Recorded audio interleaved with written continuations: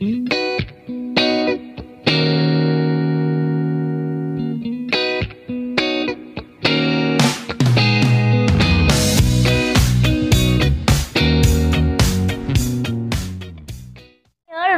Back to dream beyond infinity.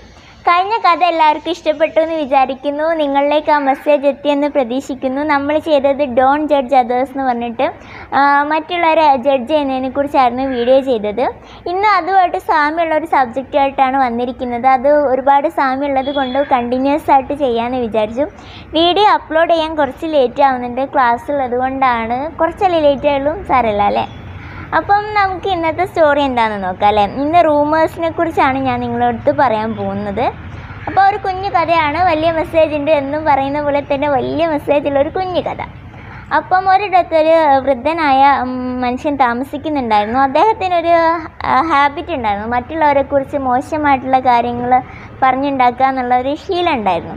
അപ്പോൾ ഈ വൃദ്ധൻ്റെ വീടിനടുത്ത് തന്നെ ഒരു യുവാവും ഉണ്ടായിരുന്നു. ഒരു പാവപ്പെട്ട സ്വന്തം കാര്യം നോക്കി ആർക്കും ഒരു ബുദ്ധിമുട്ടില്ലാതെ ജീവിക്കുന്ന ഒരു യുവാവായിരുന്നു. പക്ഷേ ഈ വൃദ്ധൻ ഈ യുവാവിനെ കുറിച്ച് വേണ്ടാത്ത കാര്യങ്ങളൊക്കെ നാട്ടുകാരോടൊക്കെ പറഞ്ഞുണ്ടാക്കി അദ്ദേഹത്തിനൊരു ബാഡ് ഇമേജ് ഈ വൃദ്ധൻ ഉണ്ടാക്കി കൊടുത്തിരുന്നു.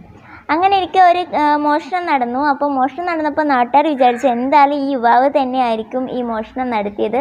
അതുകൊണ്ട് അദ്ദേഹത്തിനെതിരെ കേസ് കൊടുക്കുകയും അദ്ദേഹത്തിന് ജയിലിൽ പോകേണ്ടി വരികയും ചെയ്തു.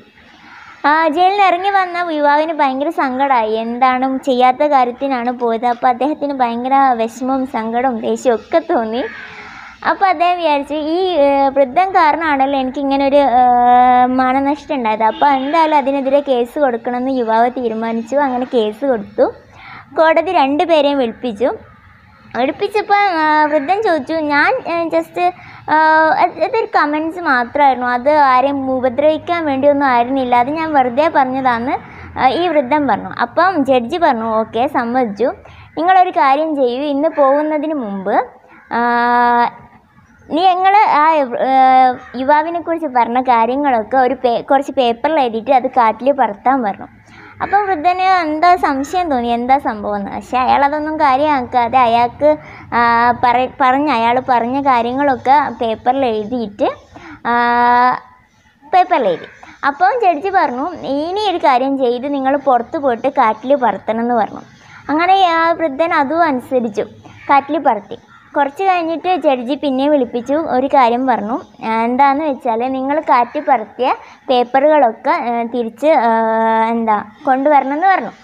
അപ്പോൾ വൃദ്ധനാകെ സംശയമൊക്കെ, ഇതെങ്ങനെയാണ് അപ്പോൾ ഞാനത് കാറ്റ് പറത്തില്ല, ഇനി അത് തിരിച്ചെടുക്കാൻ പറ്റുമോ എന്ന് ചോദിച്ചു.